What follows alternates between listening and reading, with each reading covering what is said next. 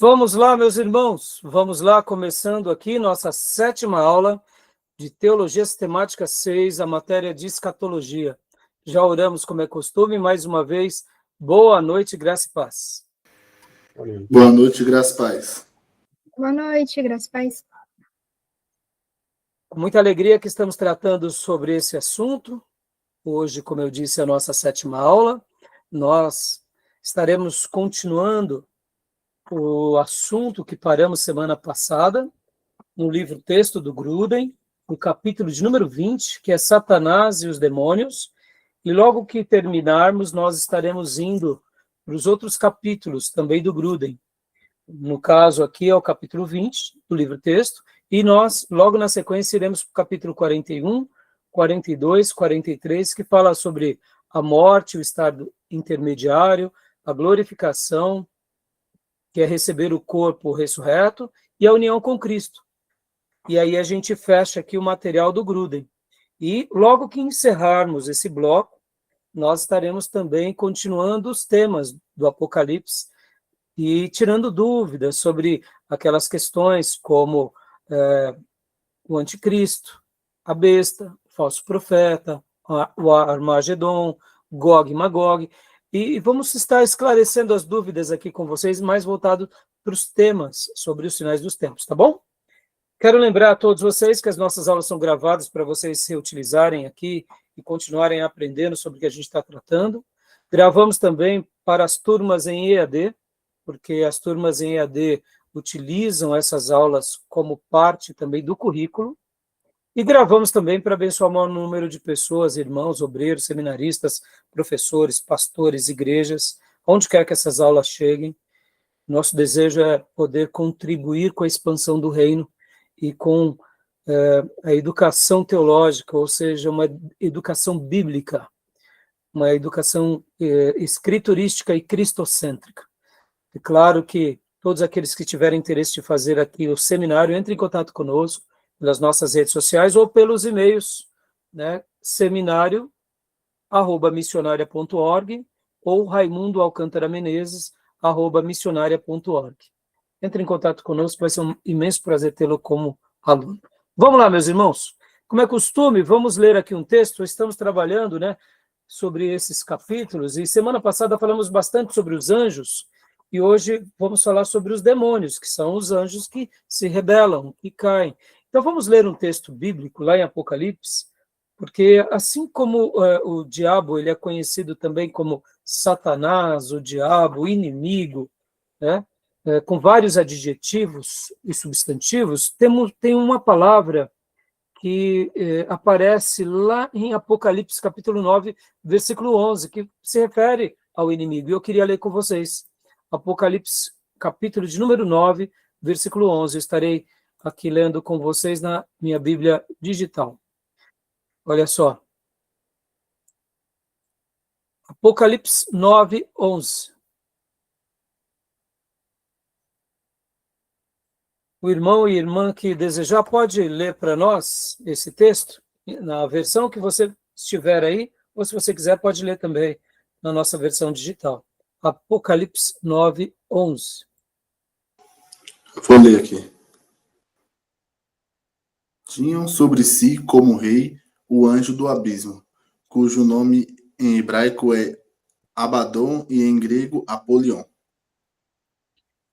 Um dos nomes, né, também de Satanás, mostrando que é Abaddon, ou em grego Apolion.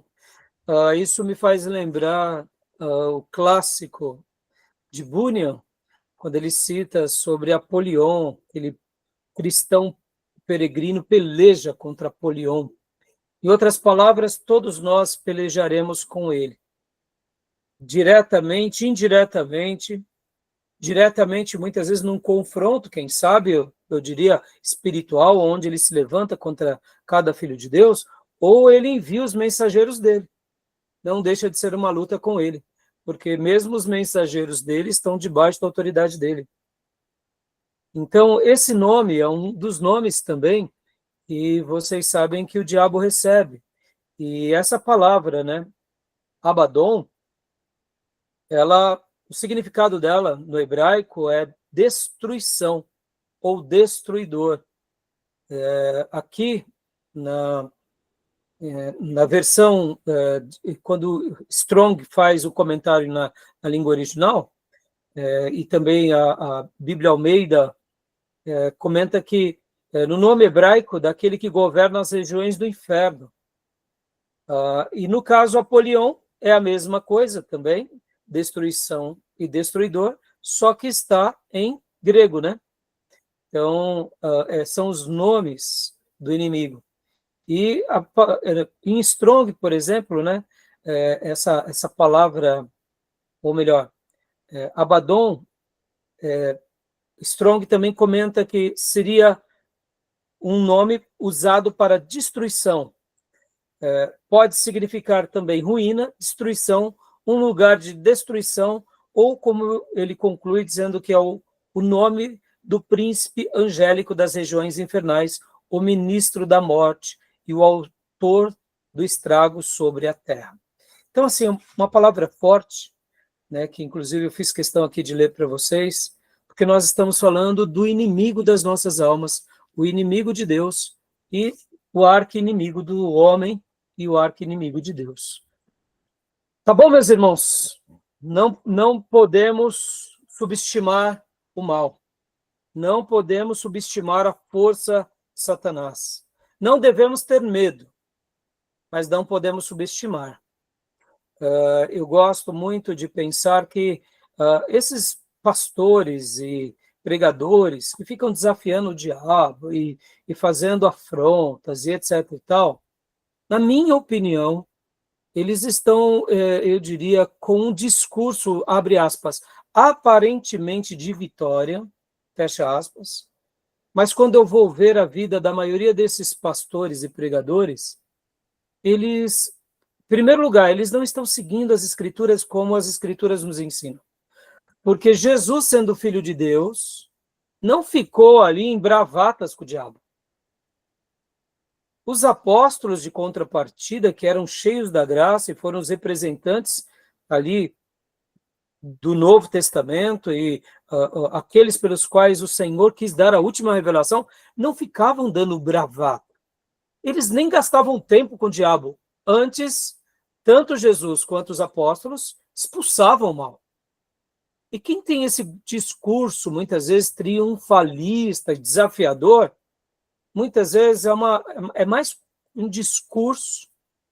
E quando a gente vai acompanhar a vida, e geralmente esses tais são os neopentecostais, a gente vai ver que a vida deles é extremamente presas a certas coisas extremamente erradas, como ganância, materialismo, né?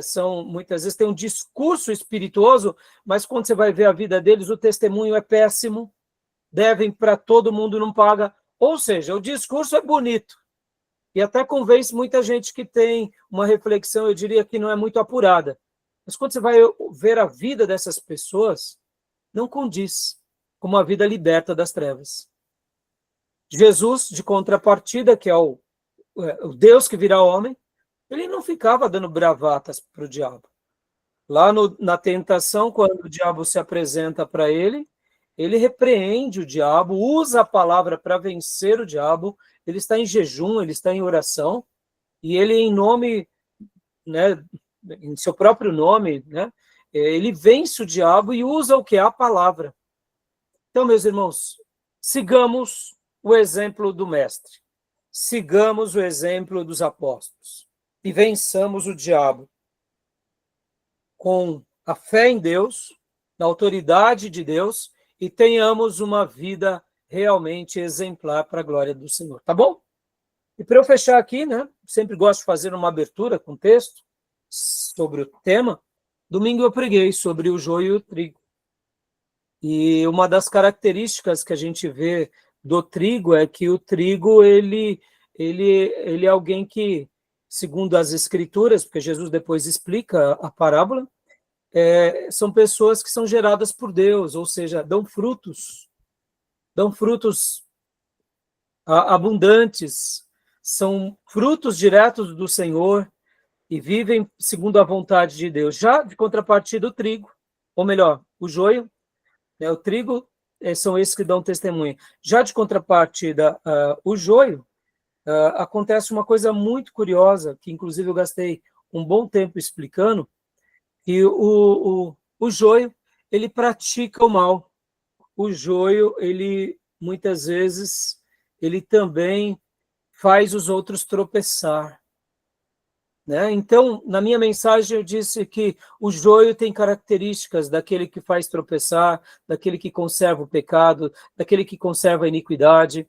Então, assim, lembrem disso, meus irmãos, mais do que discursos vazios, é uma vida que valoriza essa fé realmente no Senhor, tá bom?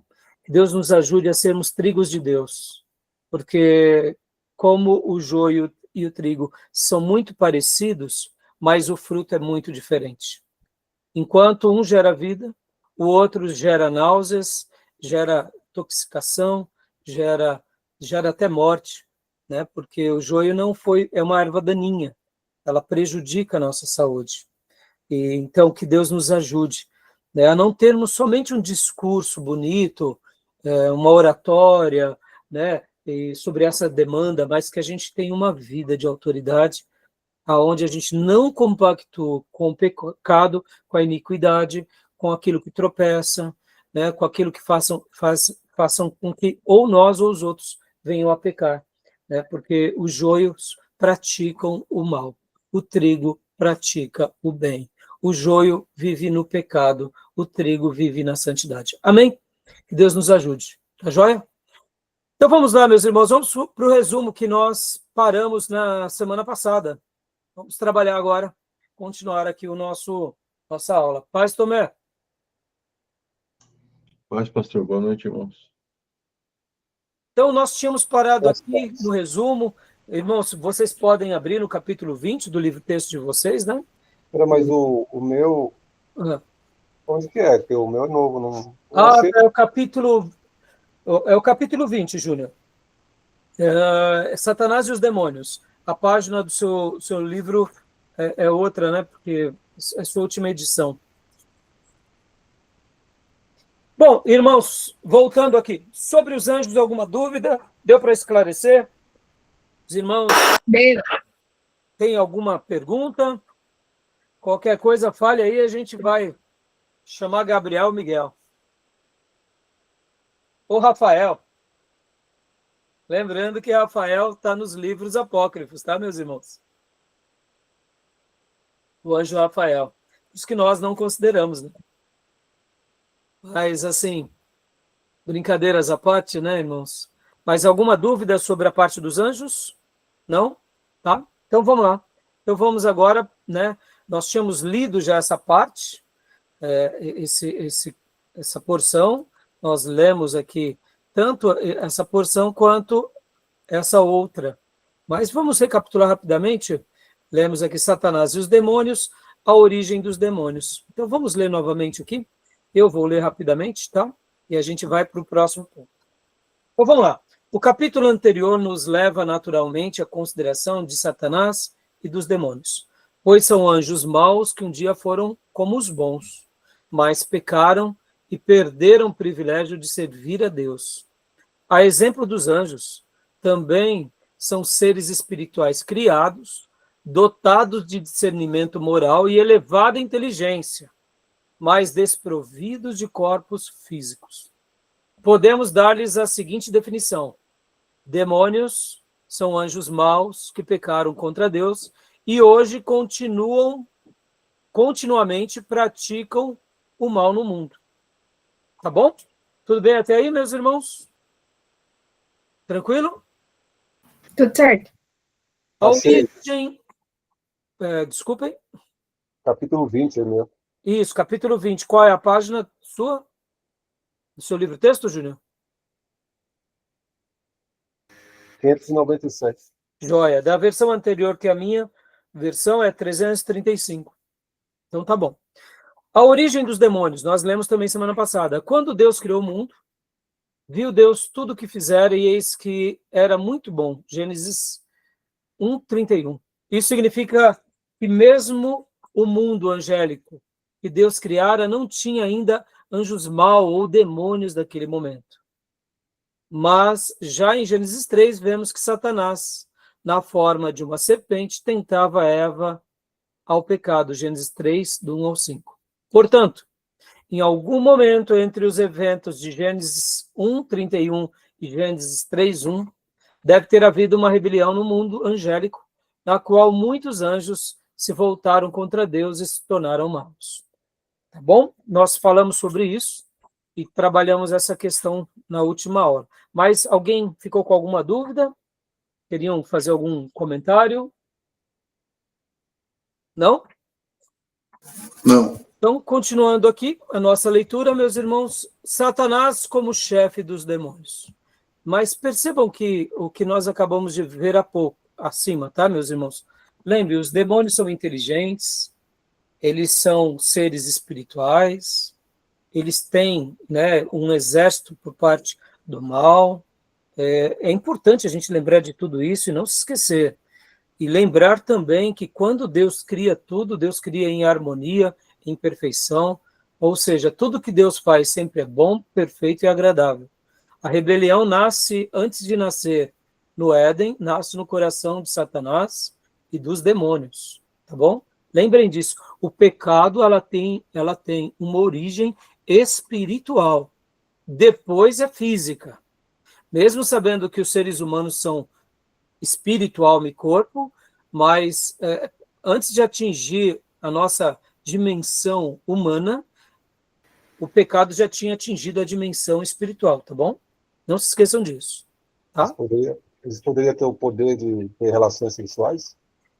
Então, isso a gente vai deixar para outros assuntos. Está falando de anjo, então. Não, claro que não. A gente crê que não, né, Júnior? Mas a gente vai fazer uns debates depois sobre essa questão, tá bom? Bom, Pastor, pois não, pode falar. falando nessa parte, né, da rebelião, é muito se discutido também a respeito da origem do mal, porque não foi em Deus, porque Deus não tem mal algum. Mas então o mal também não começou com Satanás, porque ele era bom, né? É assim, Beatriz, em tese, essa é uma discussão que a teologia, a gente gosta de trabalhar ela, principalmente depois que nós fazemos o curso aqui do médio, né? Nós vamos para o bacharel, nós temos a teologia do Antigo Testamento e teologia do Novo Testamento. E a gente trabalha esse ponto lá nas grades do bacharel. Mas só antecipando aqui para você, essa discussão de quem criou o mal, né? Ela é uma discussão, eu diria, capciosa. Por quê? Porque muitas vezes, se nós não soubermos construir a ideia com começo, meio e fim, a gente deixa ela muito desamarrada. Sabendo que Deus é soberano e Ele cria os seres espirituais e Ele cria os seres humanos, e os seres humanos, assim como também os anjos, eles se rebelam, em última instância, então Deus criou o mal, mas não criou o mal como o criador do mal. Vou explicar, vocês nunca mais vão esquecer isso. Assim como, por exemplo, Deus criou as trevas, o que seria as trevas? As trevas, em si, é a ausência da luz. Então, poderíamos dizer que, assim como Deus cria a luz, e Ele é luz, assim como Ele é amor, olha que interessante. Deus, Ele é bom, Deus é amor. Então, na ausência do amor e na ausência da bondade, nasce a maldade, nasce a ruindade, nasce o ódio. Perceba que as trevas foi Deus quem criou, impotencialmente sim, porque no momento que ele cria a luz, na ausência da luz tem as trevas.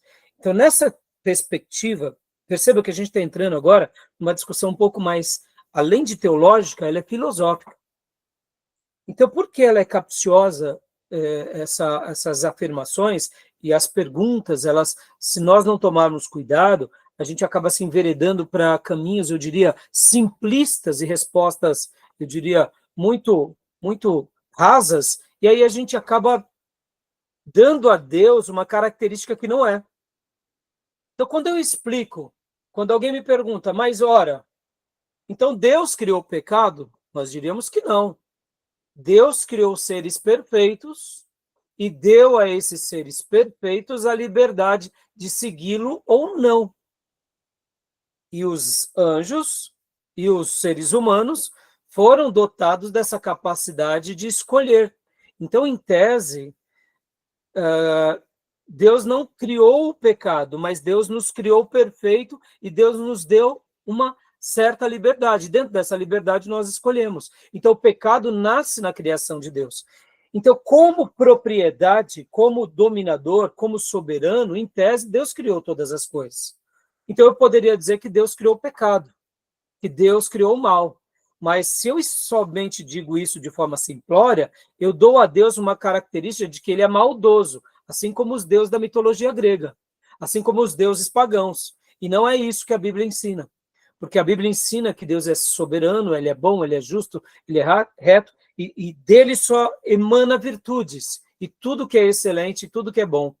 Mas, ao mesmo tempo, nós não podemos negar, Beatriz e irmãos, que o mal, quando Deus cria todas as coisas e dá a esses seres liberdade, o mal é um valor impotencial, assim como a escuridão. Por exemplo, agora, todos nós, se eu apagar as luzes aqui do meu escritório, as trevas estão aqui, fisicamente falando. Ou seja, mas no momento que as luzes estão acesas, elas saem daqui. Por quê? Porque a escuridão ou as trevas, ela só vai ter peso na ausência da luz. Então, quando a gente explica dessa forma como eu estou explicando, fica muito claro. Então, não teria nenhum problema dizer não. Deus não é que ele criou como se ele fosse um ser maldoso, um ser pecador, mas como ele é o criador de todas as coisas, ele tem esse poder. Então, ele criou seres livres e esses seres livres escolheram pecar, por isso escolheram o mal. Entendeu, Beatriz? Né? Entenderam, irmãos? Então, assim, é interessante a gente discutir um pouco aqui, já estamos falando do mal, então é importante sabermos que o pecado nasce aonde? Nasce no coração de Satanás. Agora, olha que interessante, irmãos, vamos colocar aqui um ponto super interessante, para a gente entender um pouco da origem. Qual que é a origem do pecado? Porque o pecado é uma rebelião, a própria palavra pecado, a sua transliteração é rebelião. O pecado é uma transgressão.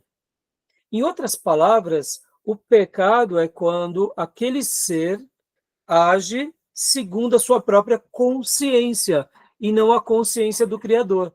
Em outras palavras, fica muito mais claro aquilo que nós aprendemos, inclusive, sobre os 7 pecados capitais, que do egoísmo nascem todos os demais pecados, porque nós só pecamos contra Deus quando nos tornamos senhores de si. Logo, fazemos o que queremos e não o que Deus quer. Então, o egoísmo, ele é essa atitude de independência do homem a Deus e, automaticamente, de rebelião. Percebam como o pecado, né? Quando a gente começa a pensar que pecado, porque quando a gente usa o termo pecado, ele está revestido muito para nós do quê?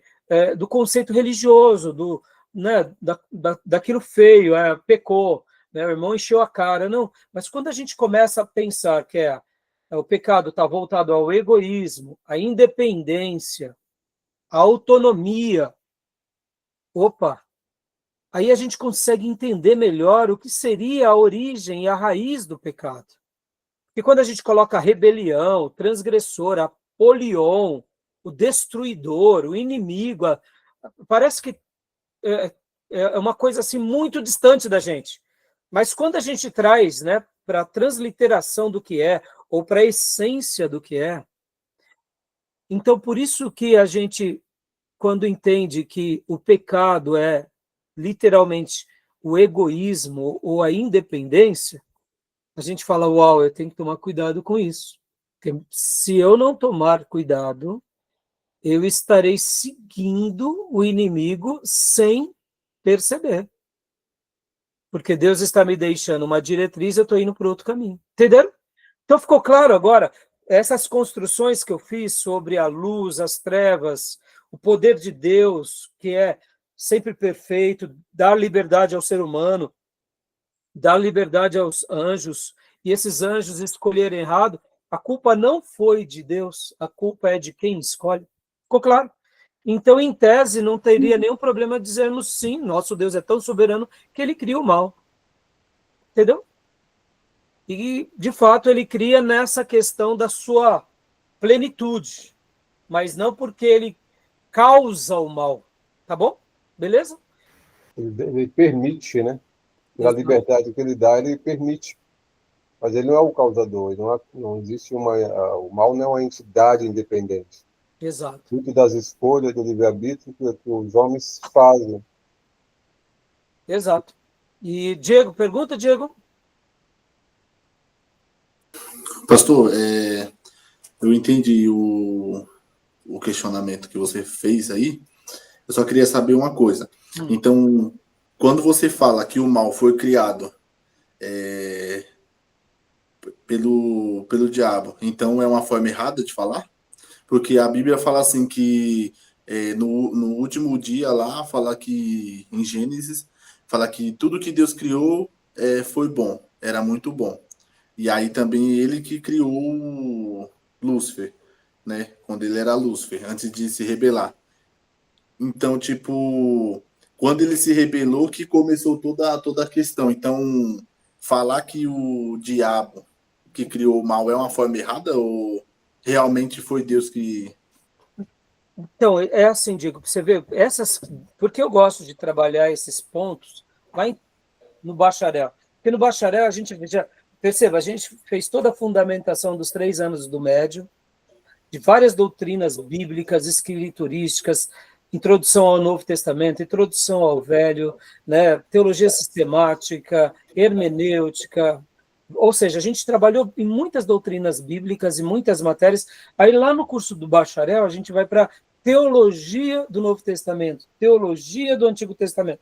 Aí a gente pega esses pontos mais complexos, e aí como já tem uma fundamentação, fica mais claro e mais lúcido. Mas eu vou tentar resumir aqui para você, Diego. Quando a gente fala que foi o diabo que criou o mal e o pecado nasce nele, não está errado. Mas quando nós entendemos que Deus que cria os anjos, então, na realidade, o grande criador de tudo é Deus.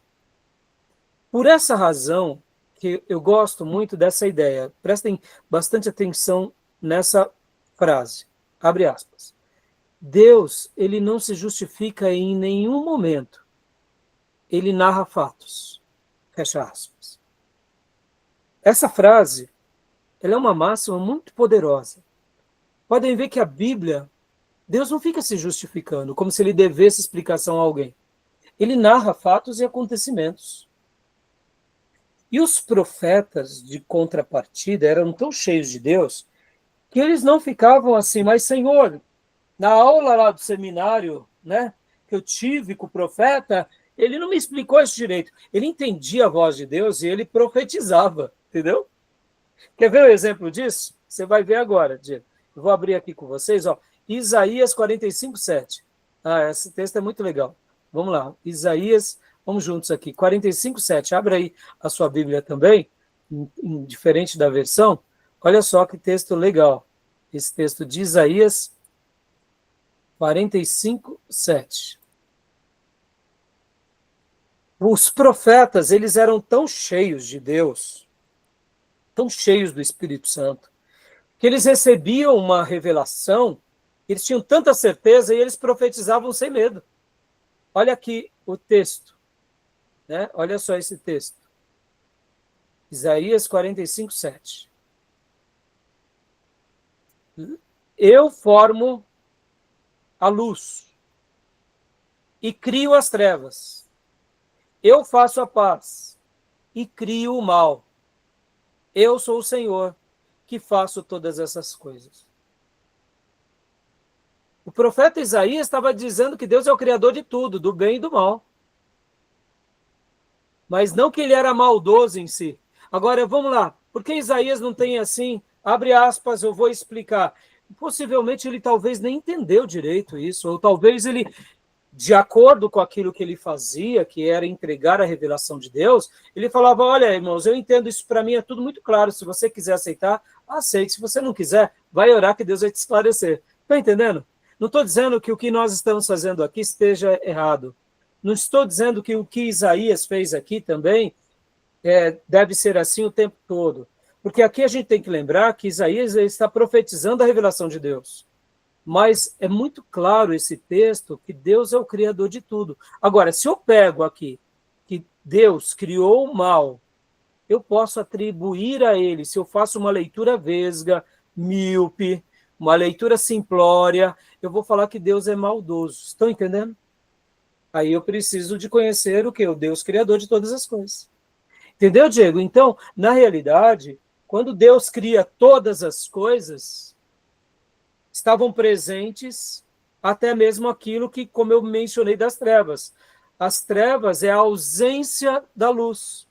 O mal é a ausência do bom, ou do amor, ou daquilo que é bondoso. Entendeu? Simples assim. Então não está errado dizer que Deus criou. Mas aonde a origem? Quem originaliza isso e quem starta isso? Aí é Satanás. E na Terra é o ser humano. Vamos lá, meus irmãos, isso é legal. A gente está aqui na aula de escatologia, isso é muito legal. Deixa eu pegar aqui, agora deixa eu abrir aqui para vocês. Vai fazer todo sentido agora. Vai fazer todo sentido para vocês agora. Lembram que nós temos aqueles mapas, né? Aquele mapa lá que do David, não, o mapa... O Plano Divino através dos séculos, do Lawrence, aqui, ó. Olha só, esse mapa aqui, mais uma vez, vai fazer todo sentido agora. Quando Deus dá para nós aqui o planeta, percebam, aqui, ó, estamos falando aqui, Deus cria, né, o planeta e entrega tudo para o homem e fala para o homem, olha, governe, reine. Aqui, ó, inocência. Vamos pôr até essa parte aqui, ó. A inocência. Nós estamos aqui no ápice da nossa criação. No ápice da nossa capacidade cerebral, física, espiritual, sentimental, todas as dimensões. E quem é que está governando esse planeta aqui recém-criado? É o ser humano. Agora, vamos lá. Houve uma rebelião, e o mapa dele é muito legal, pode ver que ele também ilustra bem essa questão. Olha só, né? Pode ver. Possivelmente aqui houve a queda, tá vendo? Ó, tá vendo o anjinho caindo? Isso é legal, né? Então, no momento em que o inimigo já existe, ele já escolheu o mal, mas essa outra criação de Deus ainda não escolheu o mal. Mas no momento em que a gente escolhe por livre e espontânea vontade. Porque, irmãos, aqui Adão e Eva, eles tomaram a decisão de seguir o mal. No momento em que nós em Adão, né, vamos colocar aqui como se fôssemos um com ele, escolhemos seguir o mal, nós entregamos tudo isso que Deus tinha nos dado como autoridade sobre a terra, nós entregamos no quê? Nas mãos do maligno. É aqui que a gente perde a autoridade. Por isso que quando entra a consciência, Deus é como se ele nos desse agora uma nova fase da vida. A gente está vivendo nessa vida caídos, porque perdemos e demos de mão beijada ao diabo. Agora, lembra da definição que há pouco eu falei sobre o que é pecado, que é transgressão, mas o que é pecado é egoísmo, é independência? Olha só que interessante. Hoje, uma igreja ou um crente, ele só se afasta de Deus por causa do quê, meus irmãos? Pecado. Interessante, não? Percebam, Jesus ele restaura o projeto de Deus na nossa vida, a gente sabe disso, olha aqui a obra, né? Ele vence o diabo, ou seja, aquilo que foi dado ao homem aqui, Jesus, ele restaura o homem, restaura a igreja, mas eu entrego de mão beijada para o diabo quando eu peco. Olha o joio aqui, ó. Olha as características do joio aqui. Por isso que um cristão que vive no pecado, ele é um cristão nominal, ele pode até ter jeito, forma. Por isso que há pouco, quando lemos o texto bíblico, e eu falei daqueles que dizem bravatas contra as trevas, mas quando a gente vai acompanhar a vida deles, eles estão mais presos às trevas do que outras pessoas, então isso não passa de discurso vazio, porque o pecado faz com que a gente volte a viver uma nova queda de novo aqui. Por isso que nós não podemos viver em pecado, né? E é por isso que Jesus prometeu que quem conhecesse a verdade seria liberto. Entenderam? Olha como vai sendo claro, né? E podem ver que até a natureza pecaminosa que foi dada aqui, na queda, ela é aniquilada na cruz. Deus não muda a nossa natureza, pode ver, ele veio nos livrar do pecado, não dos pecados. E é por isso que temos agora uma nova natureza, e o que Jesus disse a Nicodemo se cumpre, nascemos de novo. Percebam o quanto as profecias apocalípticas, elas também estão todas misturadas, né, com a nossa vida cristã diariamente, e assim será até os finais dos tempos. Então, a gente falou sobre o texto de Isaías, viemos aqui só para mostrar, né, um pouco dessa correlação. Tá bom, Diego? Tá bom, irmãos? Joia? Ficou claro? Algum comentário, alguma pergunta? Podemos? Eu só queria pontuar na parte, né, que quando fala que Deus criou, né, Deus não fala que haja trevas, né, ele fala que haja luz e separa a luz das trevas. Então, Sim. acho que isso ajuda a gente a entender bem, né? Sim, Deus sim. ele fez o bem, não fez o bem, mas ele, pela liberdade que ele nos deu, abriu a possibilidade do mal, pelas escolhas erradas do homem. Exatamente. Deus não fez o ser humano para ser escravo, um robô, para fazer só obrigado o que ele quer. Ele deixou a liberdade de escolha, com essa possibilidade. Exatamente. Ficar no bem ou fazer o contrário que aconteceu. Isso aí. Então, podemos prosseguir? Você vê, irmãos, a gente abre uma janelinha aqui e a gente vai para uma... E é muito legal a gente saber disso, porque tratando dos sinais dos tempos, o anticristo se levantará sobre a terra. Tudo bem, e daí? Quantos falsos profetas já não se levantaram? Quantos anticristos já não se levantaram? E daí? Estamos em pecado? Estamos unidos a ele? Não. Então não temos o que temer. Pastor, mas sofreremos. Irmãos, quem é filho de Deus vai sofrer sempre. Aliás, se tornamos cristãos de verdade, a gente já carrega a cruz. Não é assim? Na família, na vida, renunciando ao pecado. Ou seja, para quem tem um cristianismo maduro, que segue um cristianismo maduro, já sabe que está dentro do pacote. Agora, quem segue um cristianismo do Jesus fofinho, aí bagunçou. Aí, né, sofrimento não combina, né? Tá bom? Então, Diego, leia para nós Satanás como chefe dos demônios. Vamos lá? Satanás é o nome do chefe dos demônios. Esse nome é mencionado em Jó 1:6, onde lemos... É Jó mesmo aqui, né, pastor? É.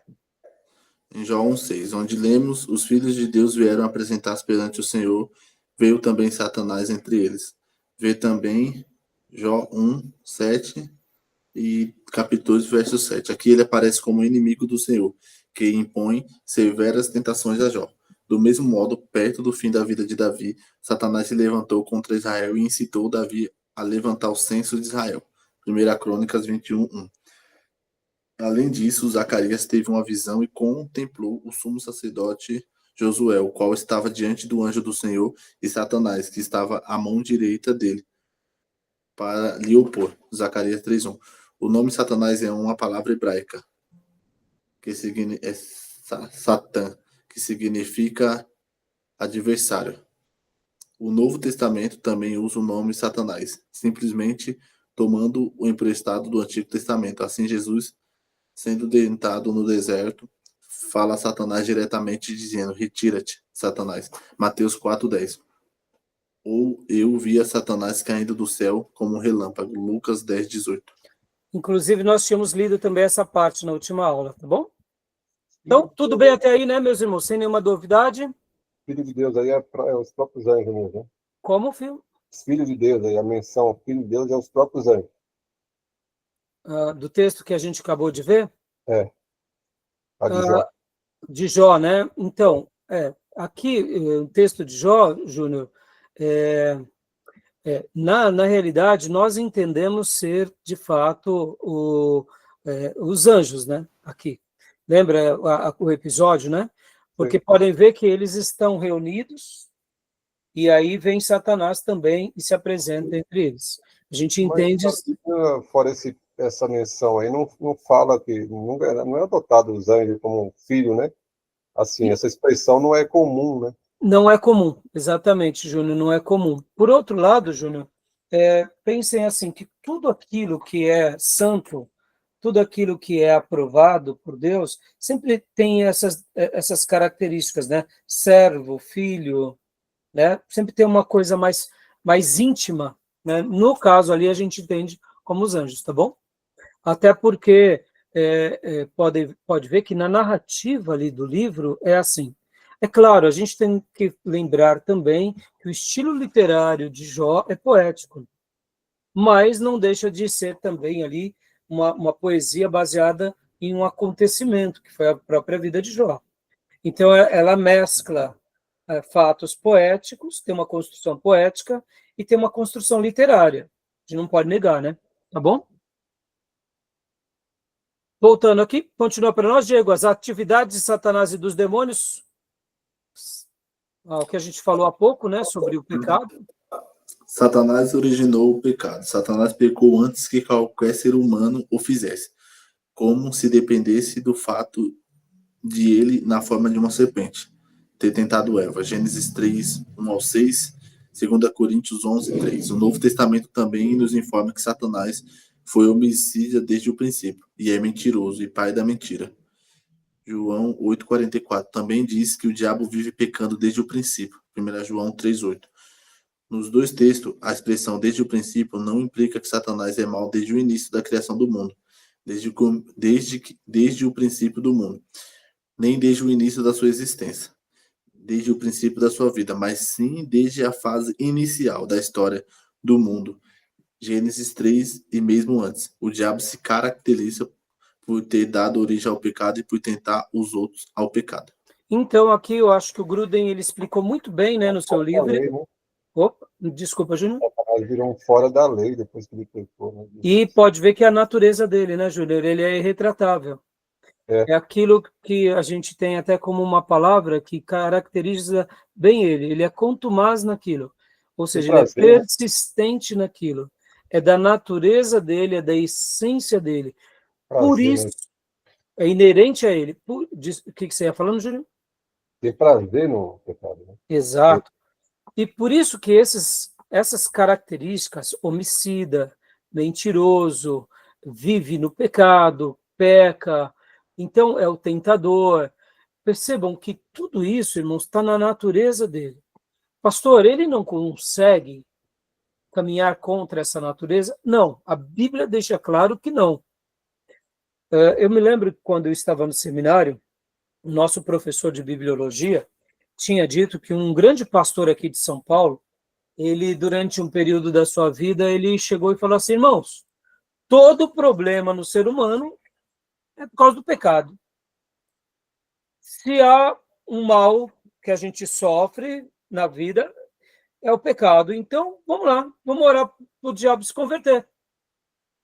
E ele começou a orar para o diabo se converter. Poxa.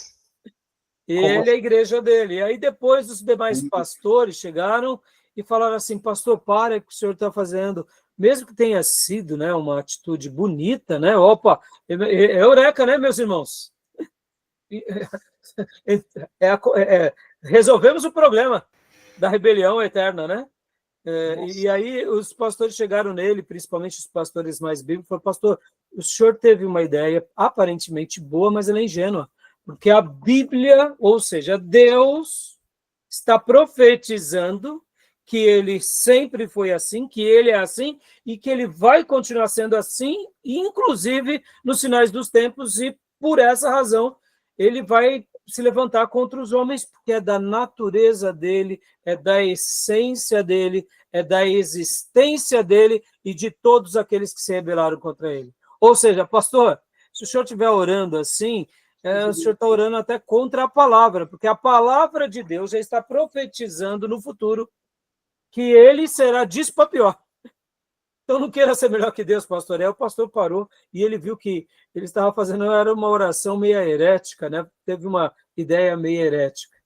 Então percebam, irmãos, eu estou usando essa história para mostrar que ele não tem jeito. Nem ele, nem a turma dele. Nem, né? Ou seja, ele origina isso e ele é isso, tá bom? Tudo Mas bem até antes aí? não era, né? Como? No início ele não era assim, né? No início. Então, por essa razão que o texto aqui diz que do princípio não quer dizer, né, Júnior, que foi daquele princípio na criação, não. Foi em algum momento Assim. que ele se torna e de lá para cá não mudou mais. E esse princípio está dentro do princípio da nossa humanidade, né? Pode ver que foi desde quando ele se mudou e aí ele persuade a Eva e Adão e de lá para cá ele continua. Por isso, irmãos, conhecer as Escrituras é conhecer a estratégia dele e como ele atua. E conhecer as Escrituras é também se preparar para contra-atacá-lo. E é se munir de habilidades e de competências e de armas para contra-atacá-lo e para vencê-lo.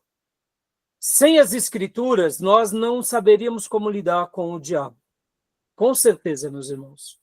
Porque, vamos lá, lembra o que nós vimos há pouco? Ele é inteligente, os demônios são inteligentes, eles têm uma experiência quase que milenar, ou melhor, milenar, né? Não dá para a gente saber quantos milhares de anos, mas é milenar. Como que o ser humano vai vencer o diabo? Não tem como. Agora, com o auxílio de Deus, com o auxílio da revelação de Deus, com o auxílio das armas de Deus e da força de Deus, a gente pode se preparar e vencê-lo. E percebam como Deus deixou para nós isso tudo muito simples. Ele traduz que o território do inimigo é o território do pecado. Pode ver que a consagração é o território de Deus.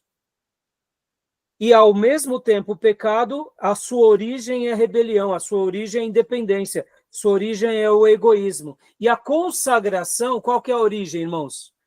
É a piedade, é a devoção, é a dependência, é ser um crédulo, é crer, é obedecer. Então, perceba que quando a gente tem essas fundamentações bem claras diante de nós, a gente só perde para o diabo se a gente for muito bobinho mesmo. Eu sei que tem hora na vida que a gente é um pouco bobo, mas aí a gente, nessas horas que Deus, depois que nos permite sofrer um pouquinho, a gente acorda, né? E pode ver que ele deixou o sofrimento, Deus, para que a gente acorde. Não é assim? Tá bom? Então, beleza até aqui? Ele está fazendo muito discípulo, né? Quem? Ele faz muito discípulo. Júnior, e se não fosse o auxílio da palavra de Deus... Por isso, olha só, meus irmãos, a gente está aqui gastando esse tempão todo no seminário, formando vocês, porque percebam, irmãos, quantas são as igrejas que deixaram a verdadeira palavra de Deus para seguir os seus próprios conceitos, né? Então, você vê, a igreja como uma religião, e vamos colocar aqui, tem muitas religiões no mundo, olhando de uma forma assim geral, a gente não vai falar que as religiões elas existem para fazer o mal. Não. As religiões não existem para fazer o mal. É uma ou outra.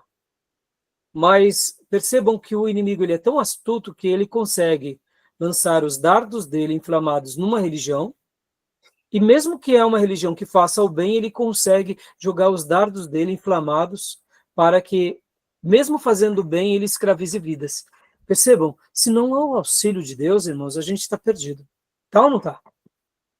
Tá perdido. Né, Júnior? Por isso você disse, ele está fazendo muitos discípulos, diabo, e ele vai continuar. É por isso que a gente tem que ser bereano, né, meus irmãos? Amar a Bíblia e buscar ajuda com pastores e igrejas sérias. Porque senão a gente, quando vai ver, sem perceber, meus irmãos, porque nós somos fruto do meio, né? Sem perceber, a gente já está se enveredando. Domingo, eu fiz uma citação na minha mensagem, porque sexta-feira passada foi dia 31 de outubro, né? Dia da Reforma. E eu falei assim, olha, irmãos, que interessante, dia 31 de outubro teve a reforma. E depois, alguns anos depois, em 1525, teve a reforma radical, né? Nós já trabalhamos aqui nas aulas. E eu falei assim, olha que interessante, depois da reforma, teve uma reforma dentro da reforma. Por quê?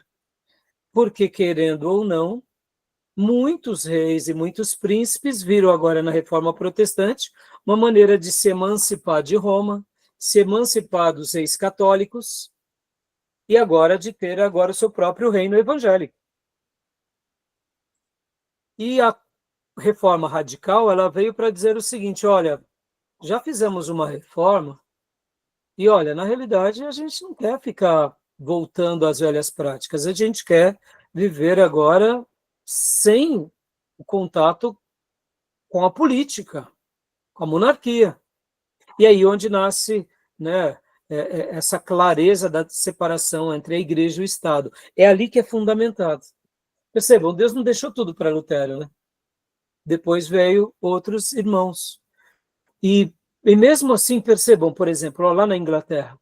Lá na Inglaterra temos a igreja anglicana, que é uma igreja unida à monarquia e ao Estado.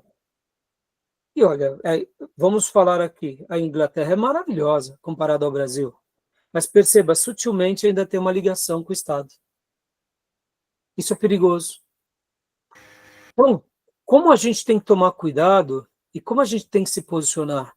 Porque sem que a gente perceba, a gente acaba se enveredando por algum caminho perigoso. Se a gente não tomar cuidado, se a gente não for profundo na palavra, a gente acaba cometendo os mesmos erros do passado, né? Interessante, não? Tá bom? Sim. Os demônios se opõem a toda a obra de Deus, tentando destruí-la. Essa é uma característica, meus irmãos. A obra de Deus, sempre o diabo vai se opor e nunca ele vai dar trégua, tá bom? Então, leia para nós, Júnior, para a gente essa parte, por favor. Sim.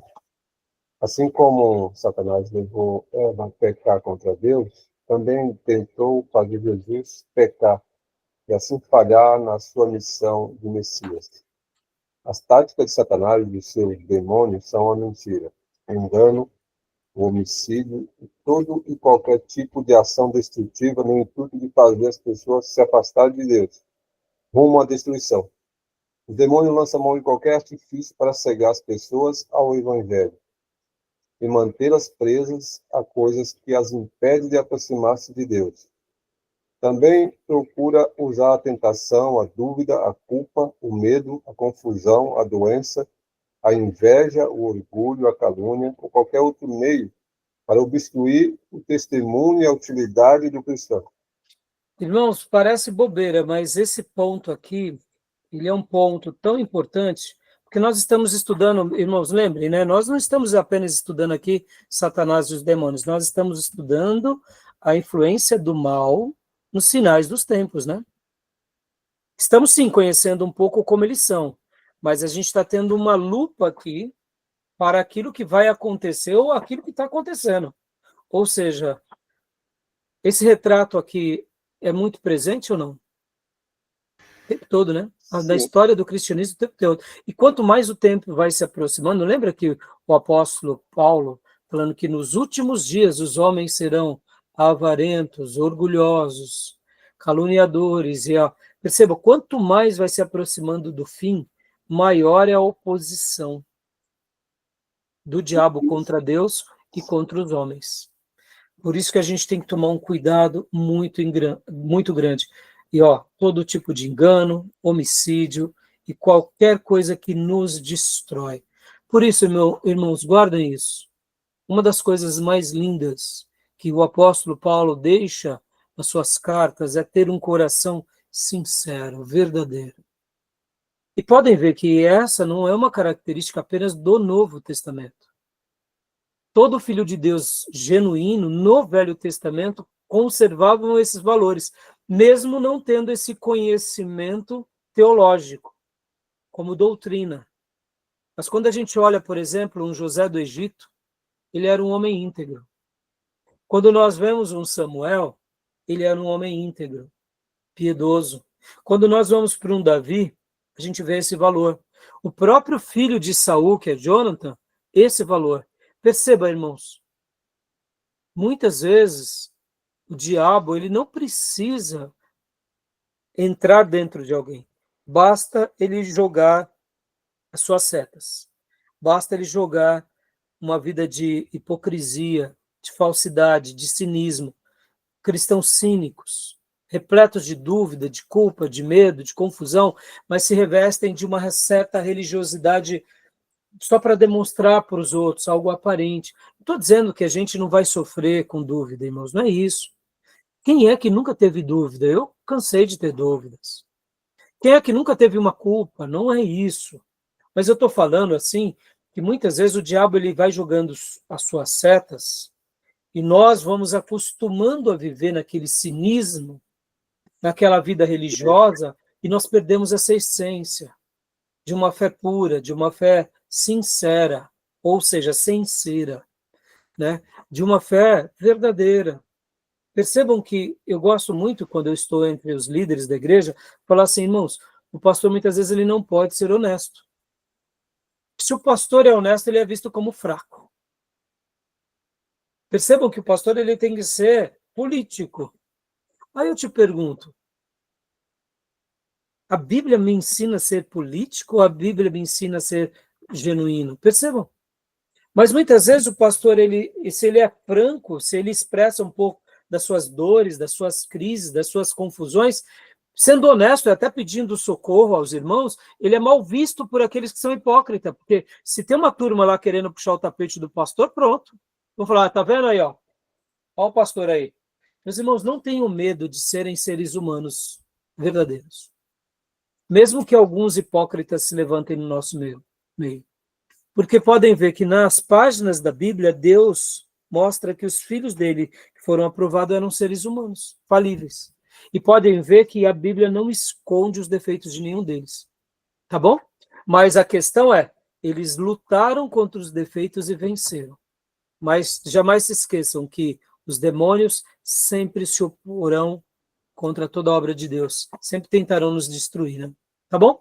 E esses que tentam te acusar, fiquem tranquilos, meus irmãos. Quem vai trabalhar com eles é Deus, porque é Deus quem milita contra o acusador. O espírito da acusação é algo das trevas. E quem julga e vence o acusador é o nosso Deus. Por isso que a gente tem que ter uma consciência tranquila. Agora é óbvio, né, meus irmãos? Quando eu falo de ser honesto, não estou falando aqui que a gente vai ficar, né, sendo o pastor crente galinha da Angola, né? Eu estou fraco. Não, não é isso. Se uma pessoa vive assim, então vai fazer um período de consagração, deixa ali o ministério, vai se organizar a vida, vai se consagrar. Porque assim, a gente não está... Deus não nos separa para a gente viver um derrotismo, não é isso. Estão entendendo? Eu estou dizendo o seguinte, a gente tem que ser leal, né? Com as fraquezas, com os dilemas, mas percebam, as pessoas querem hoje o quê? Querem super crentes, né? Querem pessoas poderosas. Olha, meus irmãos, eu costumo ensinar, né, para os irmãos da igreja e quero ensinar para vocês. O único poderoso que temos na igreja é Jesus. É ele que a gente está para prestigiar e celebrar. Eu quero ser só um servo aprovado, né? O poderoso é ele. É sem culto à personalidade, né, irmão? Tá bom? Beleza, meus irmãos, vamos parar aqui para a gente ir para o intervalo, a gente continua lendo, né? Daqui em diante. Beleza? Alguma pergunta? Alguma dúvida? Quer falar alguma coisa, Júnior? Essa relação aí que aparece aí, né? Que a pessoa está contaminada com toda essa destruição, pecado, confusão, mentira, tudo isso é um pecado que está internalizado nele. O Satanás ele vem influenciar externamente, induzir, né, as pessoas. Já está o pecado lá, ele vai só trabalhar, né? Por isso que a gente, né, Júnior, assim, sem julgamento e sem hipocrisia, mas a gente sabe dessa luta, e a gente tem que saber que essas são as artimanhas dele, mas ao mesmo tempo a gente tem que saber lidar, né, nessa nossa vida falha, né, limitada, e saber lidar, irmãos, porque Irmãos, a hipocrisia só vai nos afastar de Deus, né? Tá bom?